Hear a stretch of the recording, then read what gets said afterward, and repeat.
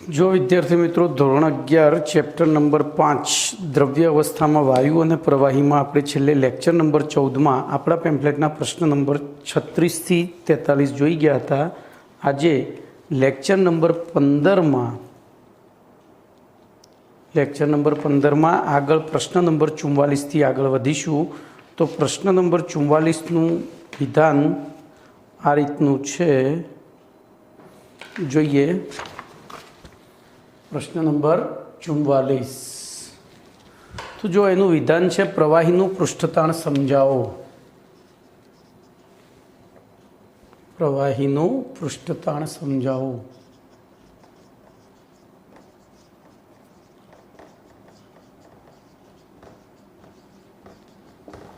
બરોબર. ચલો, આ પ્રશ્ન એકદમ સહેલો છે, આપણે દૈનિક જીવનમાં અનુભવેલો પણ છે. બરોબર. તો એને આપણે આપણી રીતે સમજીએ એટલે આપણો પ્રશ્ન ઇઝી થઈ જાય. તો ધ્યાન રાખજો, આપણે લેબની અંદર બ્યુરેટ અને પીપેટ, તમે લેબમાં જશો ત્યારે બ્યુરેટ અને પીપેટમાં તમારે સોલ્યુશન ભરવાના આવશે. ઇવન તમારા ઘરે કોઈ પણ પાતળી, દાખલા તરીકે જૂનું કોઈ સિરિંજ પડ્યું હોય ઇન્જેક્શનની, તો એ ઇન્જેક્શનની સિરિંજનો પાછળનો પિસ્ટન કાઢી નાખી, ધ્યાન એ રાખજો, આ ઇન્જેક્શનની સિરિંજ છે, અહીંયા આંગળી રાખી દેવાની અને પાણી ભરવાનું.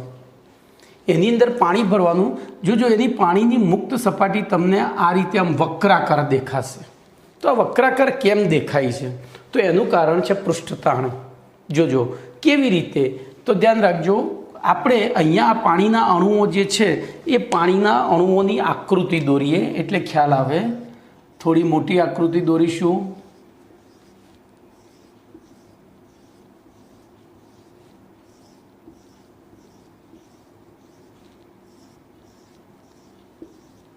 બોલો, આ આકૃતિમાં કેટલા પ્રકારના અણુઓ છે? એવો પ્રશ્ન પૂછાય તો ખાલી એટલું જ પૂછાય, એમાં કેટલા પ્રકારના ગોળા કે અણુઓ છે? બોલો, કેટલા પ્રકારના? તો 3 પ્રકારના. કયા 3 પ્રકારના? તો જો આ 4 છે ને એ પ્રકારના કહેવાય, આ બધા બી પ્રકારના કહેવાય, સાઈડના. કઈ રીતે હું સમજાવું? અને આ વચ્ચે રહ્યા એ સી પ્રકારના. કેમ? તો આ જે ગોળા છે, 4 ગોળા, એ પોતાના જેવા અન્ય ગોળાથી ફક્ત 2 જ દિશામાં ઘેરાયેલા છે, એક આ એક આ. પછી બી છે, પોતાના જેવા અન્ય ગોળાઓ વડે 3 દિશામાંથી ઘેરાયેલા. જો 3 દિશામાંથી ઘેરાયેલા છે. જ્યારે સી છે એ પોતાના જેવા અન્ય ગોળા વડે 4 દિશામાંથી ઘેરાયેલા છે. હવે જોજો, આ જે વચ્ચેના સી ગોળાઓ છે એ 4 દિશામાંથી ઘેરાયેલા છે, એટલે આમ તો આપણે ત્રિપરિમાણમાં વિચારીએ તો 6 દિશાઓ થાય. આ દ્વિપરિમાણ છે, 6 દિશાઓમાંથી ઘેરાયેલા છે. હવે આપણે સાર્વત્રિક ગુરુત્વાકર્ષણનો નિયમ જાણીએ છીએ. દુનિયાનો કોઈ પણ પદાર્થ બીજા પદાર્થને પોતાની તરફ આકર્ષે તો બોલો, આ અહીંયા આકર્ષાતો હશે 4 દિશામાં, અને 4 દિશામાં આકર્ષાતો તો 4 દિશામાંથી લાગતું આકર્ષણ બળ સરખું છે. તો આ વચ્ચેના સી ગોળા ઉપર લાગતું પરિણામી આકર્ષણ બળ શું થશે? 0 થાય. પરિણામી આકર્ષણ બળ 0 થાય. ચલો, હવે બીની વાત કરીએ તો બીમાં શું થશે? જોજો, 2 બાજુમાંથી બળ લાગે છે અને નીચે તરફ બળ લાગે છે. જ્યારે એમાં ફક્ત નીચે અને એક જ બાજુ તરફ બળ લાગે છે. તો 2 બાજુ અને નીચે તરફ બળ લાગે છે. જ્યારે એમાં એક બાજુ અને નીચે તરફ બળ લાગે છે. તો હવે શું થશે? આ બળને અવશેષી બળ કહેવાય. કયું બળ કહેવાય? અવશેષી બળ. અને અવશેષી બળ આ અણુઓને નીચે ખેંચવા પ્રયત્ન કરે. જોજો, આમાં શું થશે કે આ બાજુથી બળ તો આવ્યું, તો આ જે એ અણુઓ છે 2 ખૂણાના, એ ત્યાંના ત્યાં રહેશે અને વચ્ચેના અણુઓ નીચે તરફ ખેંચાઈ અને આમ વક્રાકાર સપાટી ધારણ કરશે. પણ હવે જોજો, આ વક્રાકાર સપાટી ક્યાં સુધી? શું આવું વક્ર બને છે? શું આવો વક્ર બને છે? નથી બનતો. કેમ નથી બનતો? તો જોજો, એ માટે આ બળ જવાબદાર છે. હવે હું આ રીતે લખીશ, એ બી બી બી બી એ. બરોબર. એના માટે આર્યુ એ બળ જવાબદાર છે. એટલે કે જે સમક્ષિતિજ લાગતું બળ હતું એ. હવે આ બળ વધારે હતું એટલે જોજો આ બે બળો આ છે એ અમને એમ ખેંચી રાખવા પ્રયત્ન કરે છે, આ બળ નીચે આ સમક્ષિતિજ ખેંચી રાખવા પ્રયત્ન કરે છે, આ નીચે ખેંચવા પ્રયત્ન કરે છે. આ બે બળો સંતુલિત થાય એ રીતે આ સપાટી વક્ર થાય. તો એ સંતુલિત થાય ત્યારે વક્ર થાય છે ત્યારે જે આ બળ લાગે છે સમક્ષિતિજ બળ, પ્રવાહીની મુક્ત સપાટી ઉપર જે બળ લાગે છે સમક્ષિતિજ બળ, એ બળ કેવી રીતે લાગે છે તો ધ્યાન રાખજો. મારી પાસે ધારો કે આ રૂમાલ છે, આપણે રૂમાલના ઉદાહરણથી સમજી શકીએ. બોલો આ રીતની મુક્ત સપાટી થાય, પણ એને હવે હું બે હાથ આમ ખેંચું સમક્ષિતિજ તો શું થાય? સીધું થઈ જાય. એટલે કે એના કારણે આ બળના કારણે, આ આકર્ષણ બળના કારણે આ જે સપાટી છે એ ખેંચી રાખેલા રબરની જેમ વર્તે છે. રબરથી આપણે ખેંચી રાખ્યું હોય એમ વર્તે છે, બરાબર. અને એ સમયે આ જે બળ લાગે છે એને જ પૃષ્ઠતાણ કહે છે. આ એક બેઝિક સમજૂતી આપી દીધી મેં તમને. આ કઈ સમજૂતી આપી? Basic, complete. હવે આપણે એમાં એઝ પર ટેક્સ્ટબુક જઈએ તો એઝ પર ટેક્સ્ટબુક આપણે બેઝિક સમજૂતીમાં જઈએ તો તમે આકૃતિ જોતા જજો, હું તમને અહીંથી સમજાવતો જઉં છું. તો ધ્યાન રાખજો, પ્રવાહીના જથ્થામાં રહેલા અણુઓ બધી જ દિશામાંથી એક સમાન આંતરાણ્વીય આકર્ષણ બળ જથ્થામાં રહેલા, એટલે કે આપણે સી પ્રકારના અણુઓની વાત કરી રહ્યા છીએ, એક સમાન આંતરાણ્વીય આકર્ષણ બળ અનુભવતા હોય છે. આથી પ્રવાહીની સપાટીની અંદર આવેલા અણુઓ પર લાગતું પરિણામી આકર્ષણ બળ શૂન્ય હોય છે, બરોબર. પરંતુ પ્રવાહીની સપાટી ઉપર આવેલા, એટલે કે એ અને બી પ્રકારના અણુઓ, તો એ ઉપરની પ્રવાહીની સપાટીની અંદર આવેલા, જોજો પ્રવાહીની સપાટી ઉપર આવેલા અણુઓ ઉપર પ્રવાહીની સપાટીની અંદર ઉપર આવેલા અણુઓ ઉપર પ્રવાહીની સપાટીની અંદર આવેલા અણુઓ વડે બોલો અવશેષી બળ લાગે છે. અને અવશેષી બળ નીચે તરફ ખેંચતું અવશેષી બળ લાગે છે. આથી પ્રવાહીની સપાટી ઉપર અણુઓની, હવે જોજો આ જે સપાટી છે એની ઉપર અન્ય અણુઓ હોતા નથી, બરોબર. આથી પ્રવાહીની સપાટી ઉપર આવેલા અણુઓ પોતાની ઉપર પ્રવાહીની જથ્થામાં અંદર તરફ રહેલા અણુઓ વડે લાગતા અવશેષી બળની માત્રા, જોજો હવે આની સપાટી ઉપર બીજા કોઈ અણુ આવેલા નથી, હવે અહીંયા જે છે એ અણુ ઉપર અવશેષી બળ લાગે છે. એ અવશેષી બળની માત્રાને જો બહુ જ વધારે અવશેષી બળ લાગતું હોત તો આખી સપાટી આમ હોત, પણ આપણી સપાટી આટલી જ વક્ર છે. એનો મતલબ કે એ અવશેષી બળને નાબૂદ કરવા માટે જો આકૃતિ દોરેલી છે, બરોબર. તો અંદરમાં રહેલા અણુઓ વડે લાગતા અવશેષી બળની માત્રા ઘટાડવા માટે પોતાની સપાટીનું ક્ષેત્રફળ ઘટાડવા પ્રયત્ન કરે છે. ધ્યાન રાખજો, આમ વક્ર થાય એટલે ક્ષેત્રફળ વધે, આ વક્ર થાય એટલે ક્ષેત્રફળ વધે, પણ એ ક્ષેત્રફળ ઘટાડવા પ્રયત્ન કરે છે. એનો મતલબ કે ઉપરની તરફ ખેંચે છે, બરોબર. આથી પ્રવાહી પોતાની સપાટી ઉપર આવેલા અણુઓની સંખ્યા ઓછામાં ઓછી થાય તે માટે પ્રવાહીની ઉર્જામાં ઘટાડો થાય છે. હવે જોજો અહીંયા ધ્યાન રાખજો, હું તમને આકૃતિ બતાવું એટલે વધારે ખ્યાલ આવશે. આપણે એક આકૃતિમાં આટલી જગ્યામાં હું વક્ર અણુઓ દોરું છું, બરોબર. અને હવે સીધા દોરું છું, સોરી. આપણે હવે થોડું તમને એવું લાગે કે ભાઈ સાહેબ જાણી જોઈને આવું કરે છે, તો અણુઓની સંખ્યા ગણો તો 1 2 3 4 5 6 7, 1 2 3 4 5 6. તો બોલો વક્ર સપાટીમાં સમાતા અણુઓ સીધી સપાટીમાં સમાતા અણુઓ કરતાં કેવા હોય? વધારે. તો એ અહીંયા પોતાની સપાટી ઉપર ગોઠવાતા અણુઓની સંખ્યા ઘટાડવા પ્રયત્ન કરે છે. શું કરે છે? ઘટાડવા. હજુ જો હું દાખલા તરીકે હજુ પણ આમ વધારે વક્ર લઉં તો, આવો વક્ર લઉં તો ગણો તો જોઈ લો કેટલા થયા? 1 2 3 4 5 6 7 8 9.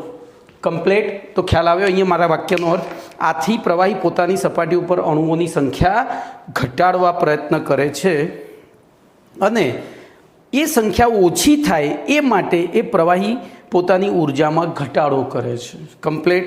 અહીં પ્રવાહીની ઉર્જામાં થતો ઘટાડો પ્રવાહીની સપાટી ઉપર આવેલા અણુઓ ઉપર પ્રવાહીના જથ્થામાં અંદર તરફ રહેલા અણુઓ વડે લાગતા આકર્ષણ બળ જેટલો જ હોય છે. એમની ઉર્જામાં થતો ઘટાડો આ આકર્ષણ બળ જેટલો જ હોય છે, જેનું મૂલ્ય પ્રવાહીના જથ્થામાંથી અણુઓને પ્રવાહી ઉપર ખેંચી પ્રવાહીની સપાટીનું ક્ષેત્રફળ તેના મૂળ ક્ષેત્રફળ જેટલું કરવા માટે જરૂરી ઉર્જા જેટલું હોય છે. આને ખેંચી અને આ પરિસ્થિતિમાં લાવવા માટે જે ઉર્જા જોઈએ એટલી જ ઉર્જા આ અવશેષી બળની હોય છે. કમ્પ્લીટ. અને આ ઉર્જાને પ્રવાહીની સપાટી ઉર્જા કહે છે. આ ઉર્જાને તો જો 1 માર્ક્સનો MCQ પૂછાય, પ્રવાહીના જથ્થામાં પ્રવાહીની સપાટી ઉર્જા કેટલી હોય, તો એના જથ્થામાં અંદર રહેલા અણુઓ વડે સપાટી ઉપર રહેલા અણુઓ ઉપર લાગતા અવશેષી બળની ઉર્જા જેટલી હોય છે. આથી આ ઉપરથી પ્રવાહીના પૃષ્ઠતાણની વ્યાખ્યા નીચે પ્રમાણે આપી શકાય. હવે વ્યાખ્યા આપી જો આ બધી ખાલી પૃષ્ઠતાણની સમજૂતી હતી, એટલે કે ટૂંકમાં આમ ખેંચી રાખેલ, આને આપણે આમ ખેંચીએ તો બોલો આવું સીધું થઈ જાય, બરોબર. તો હવે જો વ્યાખ્યા, તો પ્રવાહીની મુક્ત સપાટી ઉપર કલ્પેલી એકમ લંબાઈની રેખાને લંબ અને પ્રવાહીની સપાટીને સમાંતર. હવે ધ્યાન રાખજો, આ બળ છે એ આમ લાગે છે, આમ લાગે છે, આમ ખેંચાણ બળ અહીંથી આ સપાટીને આમ ખેંચી રાખ્યું છે. હું અહીંયા એક આ રૂમાલ છે એને આપણે સપાટી કલ્પીએ અને એની ઉપર હું એક પેન મૂકું તો જોજો એ આમ હતું, એને આમ ખેંચ્યું તો આ સપાટ થયું ને. તો આ પેન છે એકમ લંબાઈની રેખા છે. બોલો એ એકમ લંબાઈની રેખા કેવી રીતે દોરી છે આપણે? તો સપાટીને સમાંતર, બરોબર. હવે એની ઉપર બળ કઈ રીતે લાગે છે એ પેન ઉપર? તો પેનને લંબ રૂપે એ આ રીતે બળ લાગે. જોજો અહીંથી આમ આ પેન જે છે એની લંબ રૂપે બળ લાગે છે. બોલો પેન છે કઈ રીતે? તો આપણે વ્યાખ્યા કઈ રીતે આપી શકીએ? તો પ્રવાહીની મુક્ત સપાટી ઉપર કલ્પેલી એકમ લંબાઈની રેખા ઉપર પ્રવાહીની સપાટીને સમાંતર પરંતુ રેખાને લંબ રૂપે લાગતા બળને પૃષ્ઠતાણ કહે છે. શું કહે છે? રેખાને લંબ રૂપે લાગતા બળને શું કહે છે? પૃષ્ઠતાણ કહે છે. ચલો, પૃષ્ઠતાણને ગેમા સંજ્ઞા વડે દર્શાવવામાં આવે છે. ધ્યાન રાખજો ભાઈ, કઈ સંજ્ઞા વડે? તેનું પરિણામ પરિમાણો કિલોગ્રામ પ્રતિ સેકન્ડ સ્ક્વેર છે. એનું કે આ પરિમાણ પૂછાય છે એટલે યાદ રાખજો. પૃષ્ઠતાણનું પરિમાણ શું છે? કિલોગ્રામ પ્રતિ સેકન્ડ સ્ક્વેર. અને SI એકમ ન્યૂટન પ્રતિ મીટર છે. ન્યૂટન પ્રતિ મીટર છે. બોલો કમ્પ્લીટ. તો હવે એક એની લાક્ષણિકતા છે. બોલો પ્રવાહીનું તાપમાન વધે એમ આંતરાણુય આકર્ષણ ઘટે. આપણે ભણી ગયા છીએ. અને આંતરાણુય આકર્ષણ ઘટે એટલે કે અવશેષી બળ ઘટે તો પૃષ્ઠતાણ પણ ઘટે. એનાથી ઉલટું, બોલો તાપમાન ઘટે તો આંતરાણુય આકર્ષણ વધે. આંતરાણુય આકર્ષણ વધે તો અવશેષી બળ વધે.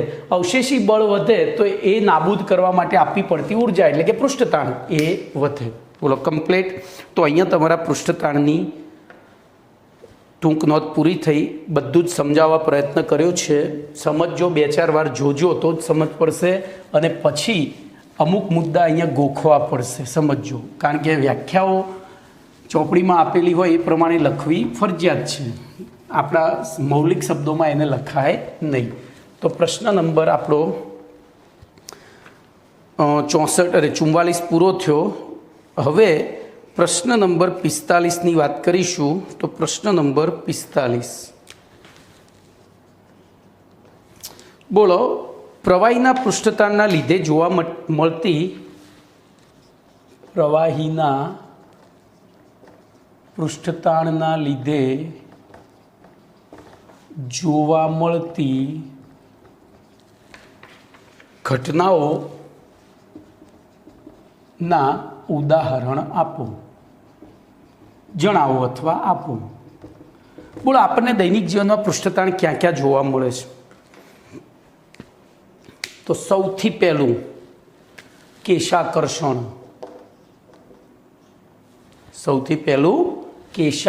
આ કેશાકર્ષણ એટલે શું ભાઈ? તો કેશાકર્ષણ તમારે જોવું હોય તો એક કામ કરજો, એક ગ્લાસમાં પાણી ભરજો આટલે સુધી, બરોબર. એમાં એક કોટનનો દોરો, બરોબર, સફેદ દોરો કોટનનો, એને પલાળી નામ કરીને આમ લટકાવી દેજો. ખાલી એ આટલે સુધી લટકાવજો. આપણું ટેબલ છે ને, ટેબલ ઉપર ગ્લાસને આ રીતે મૂકવાનું અને આ દોરાને અહીંયા લટકાવજો, બીજો ગ્લાસ અહીંયા મૂકજો, બીજો ગ્લાસ અહીંયા મૂકજો. કલાક 2 કલાકે ચોક્કસ સમય પછી આ ગ્લાસ ખાલી, આ દોરાને છેક સુધી ડૂબાડવાનું, આ ગ્લાસ ખાલી થઈ જશે અને ભરાઈ જશે. ચલો એવી રીતે બીજું વિચારીએ તો નારિયેળીનું પેડ એટલે કે નારિયેળીનું ઝાડ એ જનરલી દરિયા કિનારે થાય છે. દરિયા કિનારે પાણી, જમીન બધું ખારું હોય તો એ નારિયેળીના ઝાડ ઉપર આવેલું નારિયેળની અંદર પાણી, મીઠું, તો એ પાણી પંપથી ચડ્યું. કોઈ પણ વનસ્પતિ લઈ લો, કોઈ પણ વનસ્પતિના છેક ટોચના પાંદડા સુધી પાણી, તો એ વાતાવરણમાંથી તો પાણી લેતું નથી, બાયોલોજીમાં આપણે ભણી ગયા છીએ, ઉપરથી ઘુમાવે છે. તો એ પાણી આવે છે ક્યાંથી?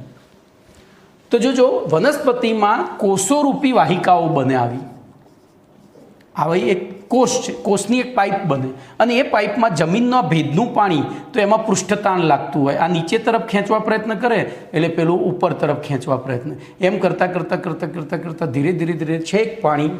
તો જો અહીંયા પહેલું લખીશું તો કેશાકર્ષણની ઘટના પ્રવાહીના પૃષ્ઠતાણના લીધે જોવા મળે છે. આપણે સમજૂતી સાથે વાત કરીએ છીએ, તમારે ખાલી વાક્ય જ લખવાનું છે. ચલો એના પછી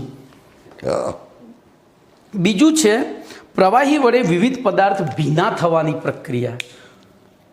જો બીજો પદાર્થ ભીના થવાની ઘટના, કોઈ પણ પદાર્થને પ્રવાહીમાં નાખીએ તો ભીનો કેમ થાય છે?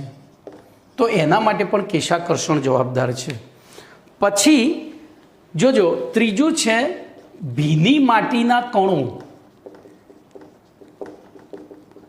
ભીની માટી, આપણે સૂકી માટી લઈએ, સૂકી માટીનો પાવડર બનાવી દઈએ આમ ખાંડીને કે મિક્સરમાં દળીને, અને પછી એનો લાડુ બનાવવા પ્રયત્ન કરીએ તો બનશે ના.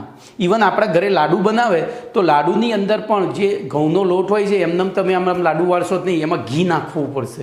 ઘી નાખશો તો જ લાડુ વળે છે. તો લાડુ ઘી નાખવાથી કેમ વળે છે? તો ઘી એક પ્રવાહી છે, પ્રવાહીમાં પૃષ્ઠતાણ હોય તો એ લાડુના કણોને છે ને એની વચ્ચે પેલું આવી જાય ઘીના કણો, અને ઘીના કણો એકબીજા ઉપર આ રીતે સપાટીને સમાંતર બળ લગાડે તો એમાં વચ્ચે વચ્ચે ઘઉંના લોટના જે કણો છે બધા ફિટ થઈ જાય. તો ભીની માટી જે છે એની જોડાઈ રહેવાની ઘટના, ભીની માટીના કણોની જોડાઈ રહેવાની ઘટના,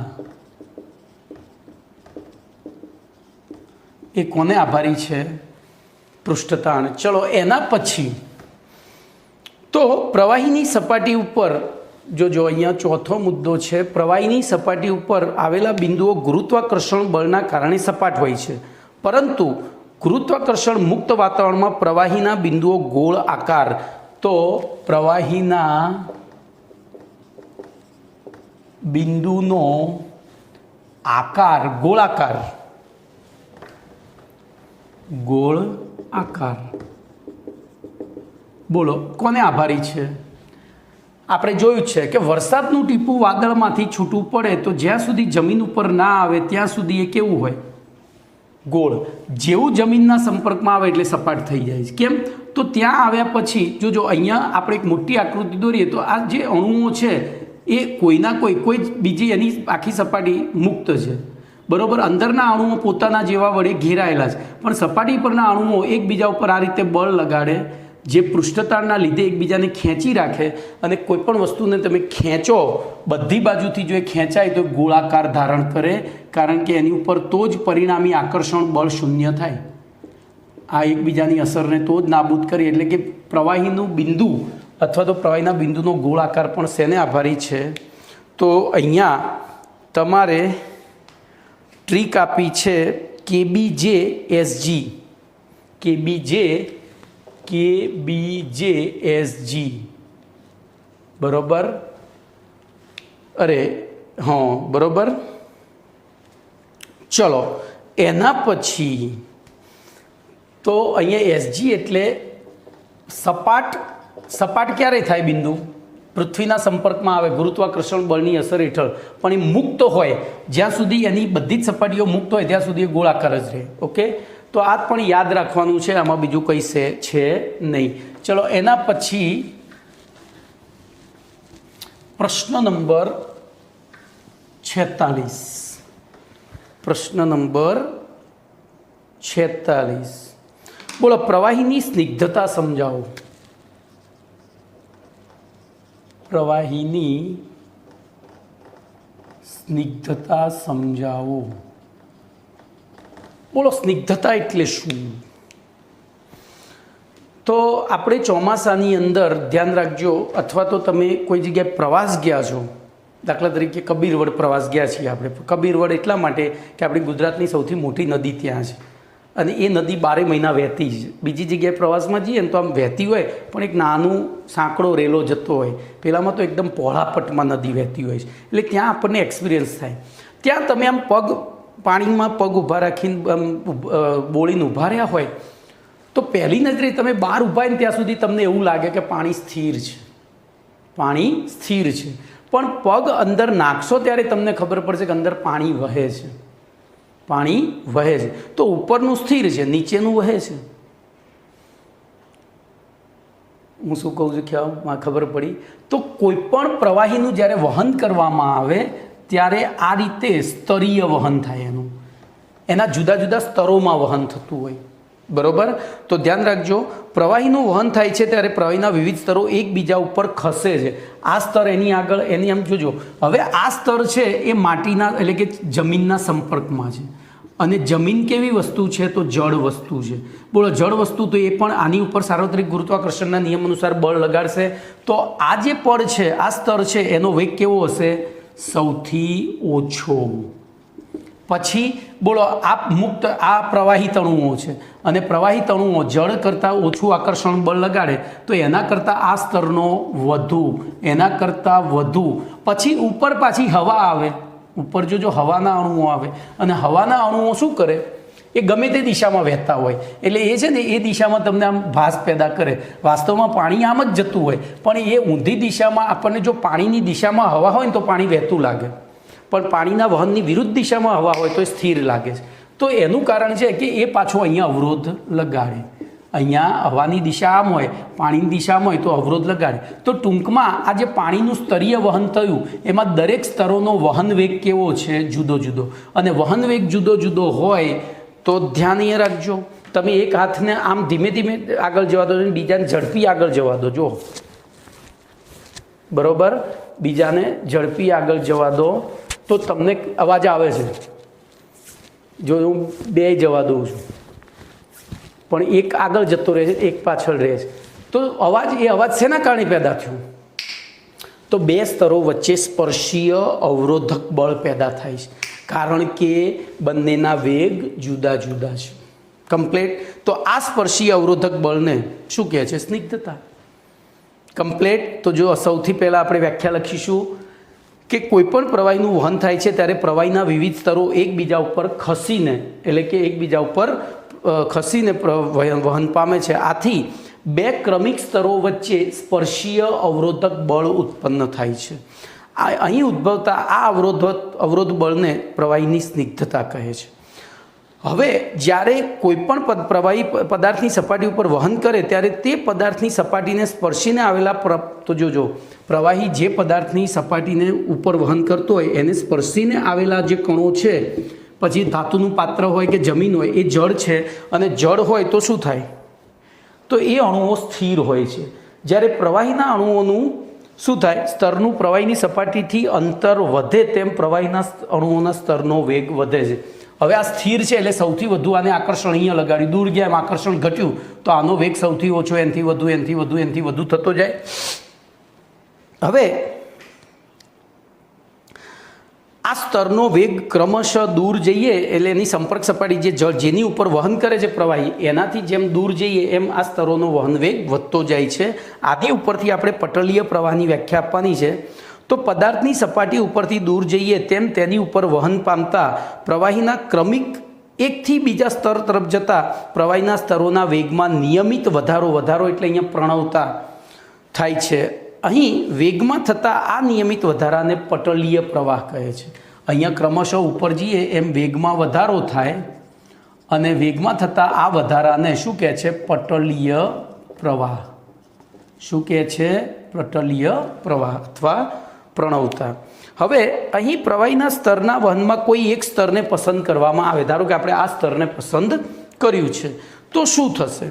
તો તેના નીચેનું સ્તર, બોલો, આપણે આ સ્તરને પસંદ કરીએ તો નીચેનું સ્તર એનો વેગ શું કરશે?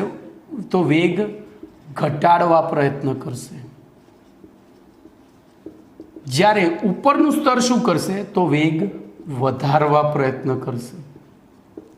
કેમ બોલો? તો નીચેના સ્તરનો વેગ ઓછો છે, ઉપરના સ્તરનો વધુ છે, એટલે આ રહ્યો છે એ ઘટાડવા પ્રયત્ન કરે, આ છે વધારવા પ્રયત્ન કરે. આથી જો બે ક્રમિક સ્તરો વચ્ચેનું અંતર, આથી બે ક્રમિક સ્તરો, અહીંયા પાછું આપણે અહીંયા અંતર લેવું પડશે, તો એ બે ક્રમિક સ્તરો વચ્ચેનું અંતર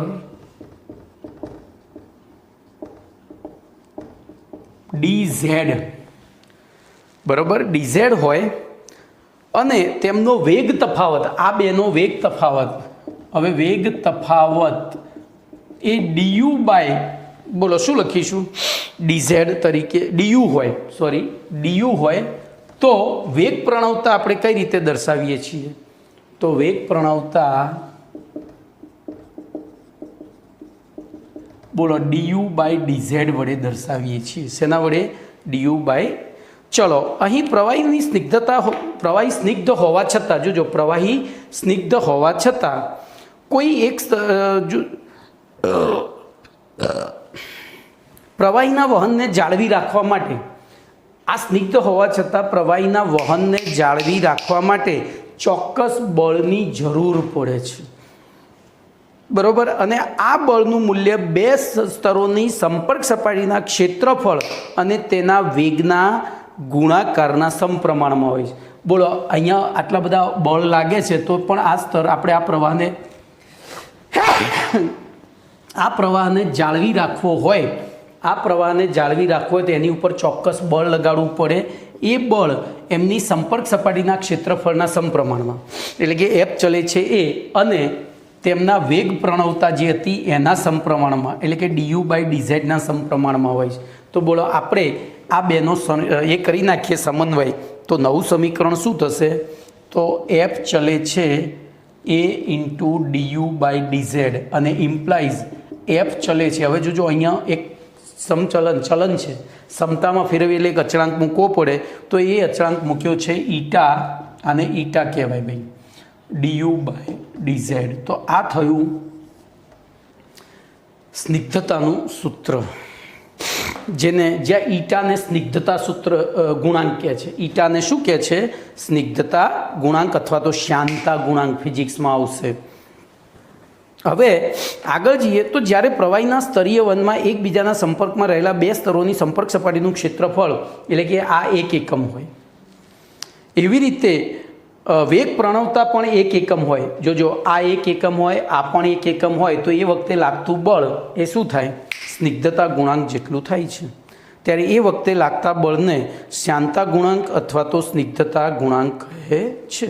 હવે સ્નિગ્ધતા ગુણાંકનો MKS એકમ, જોજો, હવે આનો સ્નિગ્ધતા ગુણાંકનો MKS એકમ આપણે શું લઈશું?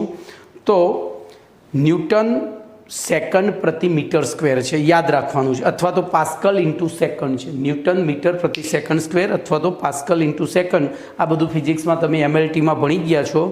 અને CGS પદ્ધતિમાં તેનો એકમ પોઈસ છે.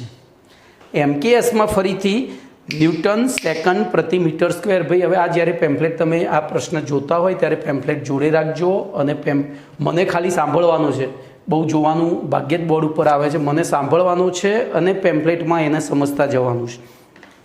ઓકે, હવે તો એનો CGS એકમ પોઈસ છે, જે મહાન વૈજ્ઞાનિક જીન લાઉઝી પોઈસુલીની યાદમાં છે, જ્યાં 1 પોઈસ બરાબર 1 ગ્રામ પ્રતિ સેમી ઇન્ટુ સેકન્ડ અથવા તો 1 પોઈસ બરાબર 10⁻1 કિલોગ્રામ 10⁻1 કિલોગ્રામ મીટર પ્રતિ સેકન્ડ છે. ઓકે, તો અહીંયા તમારો 46મો પ્રશ્ન હજુ થોડું બાકી છે. હવે જોજો, અહીંયા પ્રવાહીમાં પ્રવર્તું વાન્ડરવાલ્સ આકર્ષણ બળ અને આંતરાણીય આકર્ષણ બળ જેમ વધારે, હવે ગુણધર્મોની વાત કરીએ તો વાન્ડરવાલ્સ આકર્ષણ અને આંતરાણીય આકર્ષણ બળ, ટૂંકમાં આ આકર્ષણ બળ જેટલું વધારે હશે એટલી સ્નિગ્ધતા કેવી હશે? વધારે હોય છે. અને સ્નિગ્ધતા જેટલી વધારે એમ પ્રવાહીનું વહન ધીમે ધીમે થાય, પ્રવાહીનું વહન ધીમે ધીમે થાય, બરાબર. દાખલા તરીકે હું 3 નમૂના લઉં, પાણી, દૂધ, તેલ અને દિવેલ.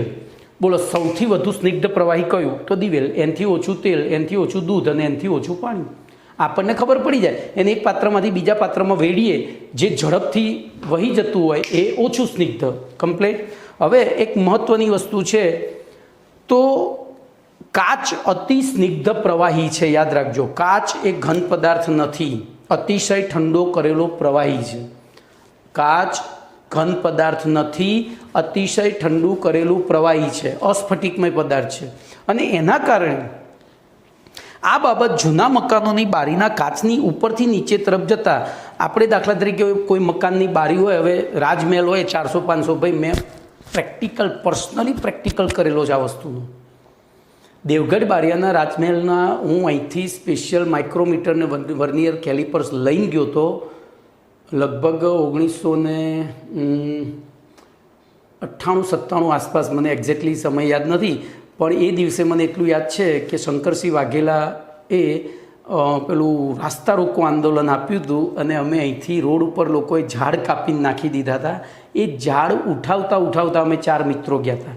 એકચ્યુઅલી અમે ગયા હતા મારા એક મિત્રના કામે. મારા મિત્રના જીજાજીએ દેવગઢ બારિયાના જે રાજમહેલ છે, રાજમહેલમાં ખેતીવાડી ખાતાની ખેતીવાડી ખાતાની ઓફિસ ચાલતી હતી, અને એના એ ડાયરેક્ટર હતા. હવે એ અહીંથી રાજીનામું આપીને અમેરિકા જતા રહ્યા હતા, એટલે એમના જે પેપર્સ અહીંથી અમેરિકા મોકલવાના હતા, બધા એમનું જે સર્વિસ બુક ને બધું, તો એ કલેક્ટ કરવા અમે ગયા હતા. એટલે મને આ વસ્તુ હું જાણતો હતો. મારા મિત્રએ વાત કરી મને કે દેવગઢ બારિયાના રાજમહેલમાં ઓફિસ છે. મેં કીધું ચાલો હું આવું. અમે અહીંથી ગયા હતા, તો વર્નિયર કેલિપર્સ અને માઇક્રોમીટર ગેજ લઈ ગયો હતો, અને ત્યાં જે રાજમહેલનો મેઇન ગેટ છે એની કાચની બારી, એટલે કે કાચના જે વચ્ચે આમ ખાના આવડા નાના કાચ હતા, મેં જાતે માપેલા છે. એ રાજમહેલ આઈ થિંક 300 વર્ષ જૂનો છે. તો ઉપરથી કાચ પાતળો અને નીચેથી જાડો હતો. કેમ? તો લાંબા સમયના તડકાની ઠંડીની અસરના કારણે કાચ એ અતિશય ઠંડુ કરેલું પ્રવાહી છે, એટલે જેમ ગરમ થાય એટલે ઉપરના અણુઓ પ્રવાહિત થઈને નીચે તરફ આવતા જાય છે. એટલે ઉપરથી કાચ પાતળો અને નીચેથી જાડો થતો જાય છે. બરાબર. તો કાચના કેટલાક ગુણધર્મો ઘન પદાર્થના ગુણધર્મો નહીં મળતા આવે છે. એટલે કે કાચ સંપૂર્ણ ઘન પણ નથી, સંપૂર્ણ પ્રવાહી નથી, એ અતિશય ઠંડુ કરેલું પ્રવાહી છે. હવે તાપમાન વધે તેમ અણુઓની ગતિ ઉર્જા વધે છે, આથી સ્નિગ્ધતા ઘટે છે. આની સાથે તમારો પાઠ પૂરો થઈ ગયો. હવે સ્વાધ્યાયના અને જી નીટના કેટલાક પ્રશ્નો હું લઈ લઈશ. બરાબર. જે શેના માટે મહત્ત્વના છે? જી નીટ માટે. તો પાઠ પૂરો થઈ ગયો, પણ આપણે સ્વાધ્યાય પૂરું જ કરવાનું છે. બરાબર. સ્વાધ્યાય તો જો કે મેં અંદર લઈ લીધું છે, ખાલી જી નીટના પ્રશ્નો જ લેવાના છે. તો જોઈએ જી નીટના પ્રશ્નો. ઓકે. તો એમાં પહેલો પ્રશ્ન છે, પ્રવાહીનું પ્રસરણ સમજાવો. પ્રશ્ન નંબર 1, પ્રવાહીનું પ્રસરણ સમજાવો. બોલો, ધ્યાન રાખજો. હવે આ બધું છે ને ખાલી વાંચવાનું છે, આમાં બીજું કશું જ નથી. બોલો, એકબીજા પ્રત્યે આકર્ષણ ધરાવતા 2 પ્રવાહીઓને મિશ્ર કરવામાં આવે તો હું આના માટે તમને એક સરસ ઉદાહરણ આપીશ. એક કાચનો ગ્લાસ લેવાનો, એમાં પાણી ભરવાનું. બરાબર. અને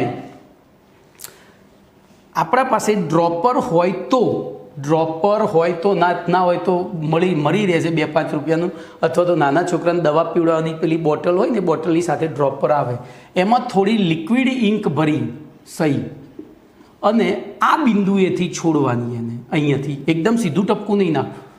તો શું થશે? શરૂઆતમાં એકદમ બહુ ઉપરથી નહીં નાખવાની, આટલેથી નાખવાની, નજીક એકદમ. આપણે આ પાણી આટલે સુધી ભરી દઈએ. ચલો, પાણી આટલે સુધી ભરી દઈએ, અને પછી અહીંયાથી સહેજ આમ મૂકી દેવાની, અથવા તો એકદમ સ્પર્શ થાય અહીંયાથી મૂકી શકો, પણ અહીંયા ધીમેથી અડી જાય ને એ રીતે મૂકવાનું.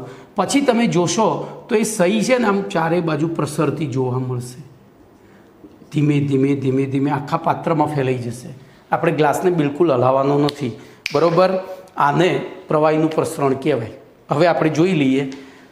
તો ધ્યાન રાખજો, એકબીજા પ્રત્યે આકર્ષણ ધરાવતા 2 પ્રવાહીઓને મિશ્ર કરતા તે આપમેળે મિશ્ર થઈને સમાંગ પ્રણાલી બનાવે છે. પ્રવાહીની આ લાક્ષણિકતાને પ્રસરણ કહે છે. પ્રવાહીનું. બરાબર. અહીં વાયુની સરખામણીમાં પ્રવાહીમાં આંતરાણવીય અંતર, હવે જો આપણે ભણી ગયા છીએ, ઘનમાં આંતરાણવીય આકર્ષણ સૌથી વધારે, એનાથી ઓછું પ્રવાહીમાં, એનાથી ઓછું વાયુમાં, અને આકર્ષણ જેમ વધારે એમ અંતર ઓછું.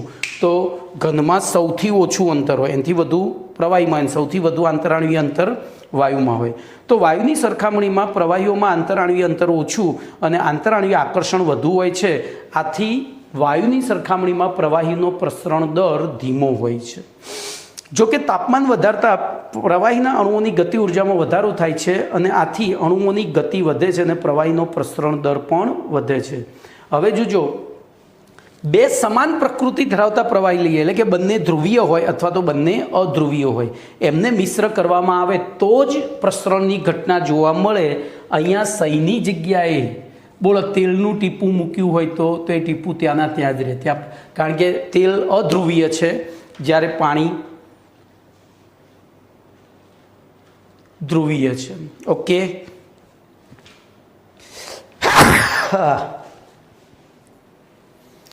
હવે જો તમને આ સિવાય બીજું એક ઉદાહરણ આપ્યું છે કે જો અહીંયા પાણી ભરી અને પછી ઇથેનોલ એટલે દારૂ લાલ કે પીળા કલરનો પણ મળે છે, તો અહીંયાથી ધીમે ધીમે જો એને પીપેટની મદદથી આ દિવાલ ઉપર રાખવામાં આવે તો થોડા સમય માટે દારૂ અને પાણીને અલગ રાખી શકાય, પણ પછી તમે કલાક પછી આવો તો એ પછી બધું મિક્સ થઈ ગયું હોય છે. બરાબર, તો એક ઉદાહરણ અહીંયા તમારે લખવાનું છે. ચલો, વાયુના પ્રસરણ અને વાયુના પ્રસરણ વેગની સમજૂતી આપો. પ્રવાહીનું પૂરું થયું, હવે વાયુની વાત કરીએ. ધ્યાન રાખજો. પ્રશ્ન નંબર 2, વાયુનું પ્રસરણ અને પ્રસરણ વેગ. પ્રસરણ અને પ્રસરણ વેગ સમજાવો. ચલો ધ્યાન રાખજો. આપણે આપણા રૂમની અંદર પરફ્યુમની બોટલ ખુલ્લી મૂકી દઈએ શું થાય છે? બોલો, પરફ્યુમની બોટલ ખુલ્લી મૂકીએ શું થાય? તો થોડા સમયમાં આખા રૂમમાં પરફ્યુમની સ્મેલ આવવા લાગે છે. કેમ? આપણે સ્પ્રે તો કર્યો નથી તો કેમ આવે? તો પરફ્યુમની અંદર જે પ્રવાહી છે, ધ્યાન રાખજો, એ પ્રવાહી સહેલાઈથી બાષ્પીભવન પામે એવું છે. બાષ્પીભવન પામ્યું એટલે વાયુ બન્યો અને એ વાયુ ધીરે ધીરે આખા રૂમમાં પ્રસરિત થઈ ગયો. હવે આની જગ્યાએ આપણે કેમિસ્ટ્રીનું ઉદાહરણ લઈએ તો H2Sની બોટલ. તો H2Sની બોટલ છે, H2Sની સ્મેલ ગટર ખોલી હોય ને જે સ્મેલ આવે એવી સ્મેલ છે, એકદમ ખરાબ સ્મેલ. તો એ બોટલ જો ખુલ્લી મૂકીએ તો આપણને આખા રૂમમાં એની સુગંધ આવે છે. તો જોઈએ, પ્રયોગશાળામાં કોઈ ખૂણામાં મૂકેલી H2Sની વાયુની બોટલને ખુલ્લી કરતા થોડા સમય બાદ તેની વાત સમગ્ર પ્રયોગશાળામાં ફેલાઈ જાય છે અને તે જ પ્રમાણે બદામી રંગના NO2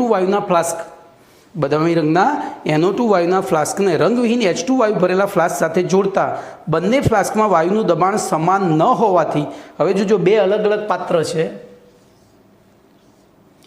આ પાત્રમાં NO2 વાયુ ભર્યો છે જે બદામી રંગનો છે, બરોબર. બીજા પાત્રમાં આવું જ H2 વાયુ ભર્યો છે જે રંગવિહીન છે. બોલો, આ બેને હું જોડી દઉં તો શું થશે? બંનેને જોડી દઉં તો NO2ના વાયુ અણુ આ બાજુ પ્રસરિત થશે, H2ના આ બાજુ. શરૂઆતમાં છે ને અહીંયા એક સ્પષ્ટ ભેદરેખા જોવા મળશે, પણ ચોક્કસ સમય પછી આ બધું જ આછા બદામી રંગનું થઈ જશે. કેમ? તો અહીંયા H2 જેટલા આવશે એટલા જ NO2 અહીંયા જશે. કમ્પ્લીટ.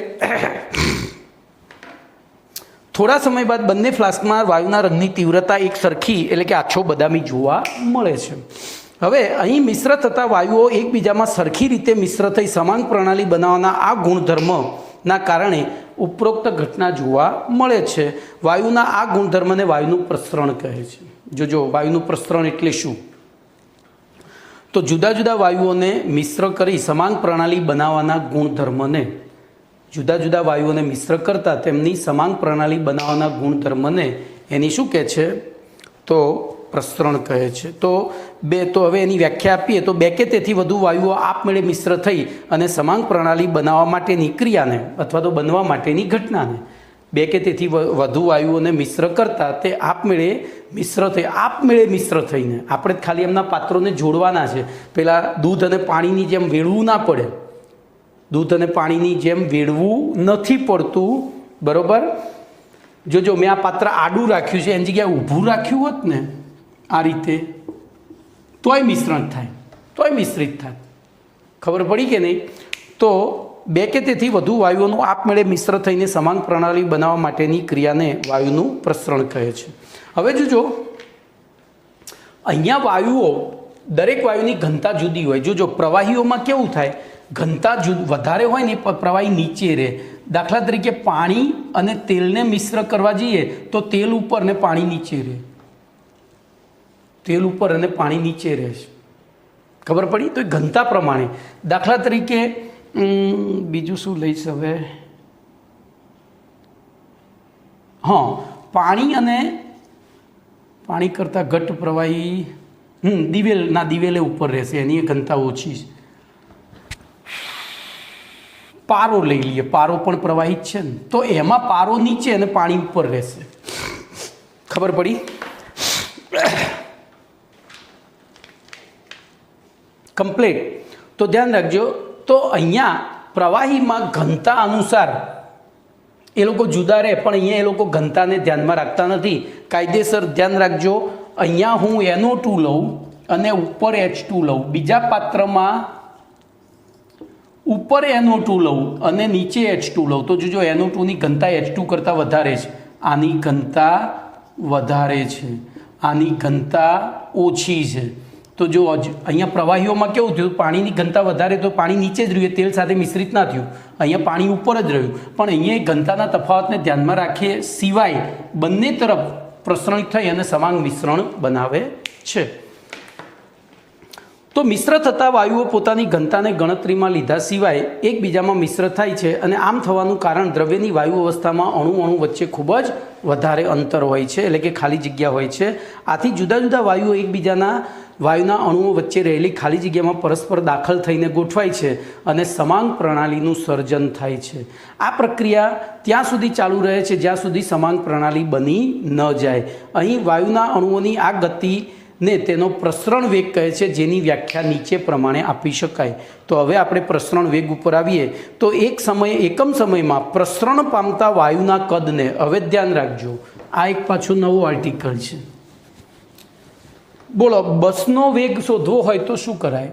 બસ અથવા કોઈ પણ પદાર્થનો, ઘન પદાર્થનો વેગ, અથવા તો ડેમમાંથી છૂટેલા પાણીનો વેગ. તો એમાં કાપેલું અંતર ભાગ્યા સમય થાય. જ્યારે વાયુ છે, આપણે વાયુપાત્રને ખુલ્લું મૂકીએ એટલે કેટલાક વાયુ આમ જશે, કેટલાક આમ જાય, કેટલાક આમ જાય, આમ જાય, આમ જાય, બધી દિશામાં જશે. 6 દિશામાં, ઉપર નીચે, જમણી ડાબી, એટલે કે પૂર્વ પશ્ચિમ ઉત્તર દક્ષિણ, ઉપર નીચે 6 દિશામાં જાય. અને એ વખતે જે કદ આટલું હતું એ કદ આટલું થયું. તો એકમ સમયમાં પ્રસરણ પામતા કદને એનો પ્રસરણ વેગ કહે છે. તો બોલો, એકમ સમયમાં પ્રસરણ પામતા વાયુના કદને જે તે વાયુનો પ્રસરણ દર અથવા તો પ્રસરણ વેગ કહે છે. હવે પ્રસરણ વેગ એ વાયુની ઘનતા, એટલે કે હવે ઘનતા જો એ અણુભાર ઉપર આધારિત છે. વાયુની ઘનતા અણુભાર ઉપર આધારિત છે. અહીંયા આપણે ઘનતા લઈશું. ઘનતા અને પ્રણાલીના તાપમાન ઉપર આધાર રાખે છે. વાયુની ઘનતા ઘટે એમ પ્રસરણ દર વધે છે. કમ્પ્લીટ. તો આપણી થિયરી અહીંયા પૂરી થઈ. ભાઈ, આ બધી ડિસ્ક્રિપ્ટિવ અથવા તો ડિસ્કશન બેઝ છે. આમાં મારે કશું લખવાનું બોર્ડ ઉપર ના હોય. હું બરાબર લખવાનું તો જે અંદર પેમ્પલેટમાં લખ્યું છે એ જ. તો એના કરતાં બેટર છે કે આપણે સમય બચાવીએ અને હું તમને એક્સપ્લેનેશન આપું. તમારી પાસે પેમ્પલેટ તો છે જ, એટલે એમાંથી સમજી લેવાનું. અહીં બરાબર, અહીંથી પહેલાં સમજી લેવાનું અને ત્યાં સાથે સાથે વાંચતા જવાનું, તો જ તમને આવડશે. હવે પ્રશ્ન નંબર જોઈ લો પહેલાં, સમય પછી આગળ વધો. ચલો, આ નહીં ચાલે, આમ તો ચાલી જશે. ચલો, વાંધો નહીં, કારણ કે મેથેમેટિકલ છે. પ્રશ્ન નંબર 3, ગ્રેહામના વાયુ પ્રસરણનો નિયમ.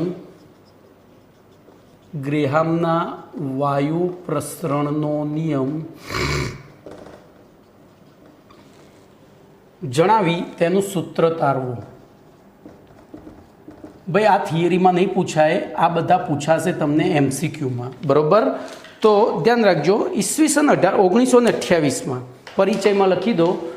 ઈસવીસન 1928માં ગ્રેહામ નામના વૈજ્ઞાનિકે જુદા જુદા વાયુના નિયત તાપમાને અને દબાણે વાયુઓના પ્રસરણ દર ઉપર તેમની ઘનતાના અસર સમજવા માટે કેટલાક પ્રયોગો કર્યા અને તે ઉપરથી એક નિયમ આપ્યો હતો.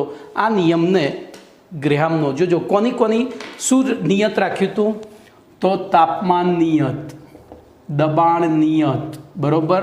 શેની વચ્ચેનો સંબંધ હતો? તો ઘનતા અને પ્રસરણ દર. ચલો ના યાદ રહે તો હવે યાદ રહી જશે. નિયમ યાદ રાખીશું એટલે પરિચય એમને યાદ રહી જશે. તો જો એનો નિયમ છે,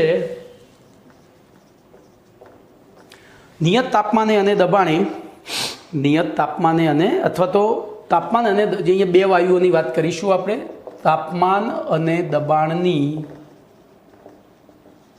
સમાન પરિસ્થિતિમાં બે જુદા જુદા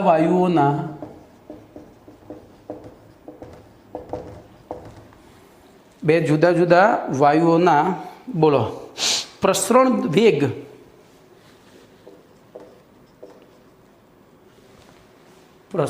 વેગ તેમની ઘનતાના વર્ગમૂળના વ્યસ્ત પ્રમાણમાં હોય છે.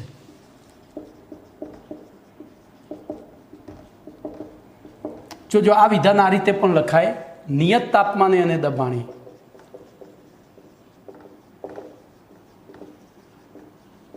વાયુનો પ્રસરણ દર તેની ઘનતાના વર્ગમૂળના વ્યસ્ત પ્રમાણમાં હોય છે. એટલે કે બોલો આર ચલે છે 1/√d, આર ચલે છે 1/√d. આ બીજા વિધાન. અથવા R1/R2 બરાબર બોલો √d2/d1 થાય. બે વાયુઓ માટે લાગુ પાડીએ તો કેવી રીતે ધ્યાન રાખજો. R1 ચલે છે 1/√d1, R2 ચલે છે 1/√d2. બોલો હું આનો ગુણોત્તર લઉં તો અચળાંક પછી જે k આવે એ ઉડી ગયો. R1/R2 d2 છેદમાં જ ઉપર જતો રહ્યો પેલો d1. કમ્પ્લેટ પહેલું સૂત્ર મળી ગયું. પરંતુ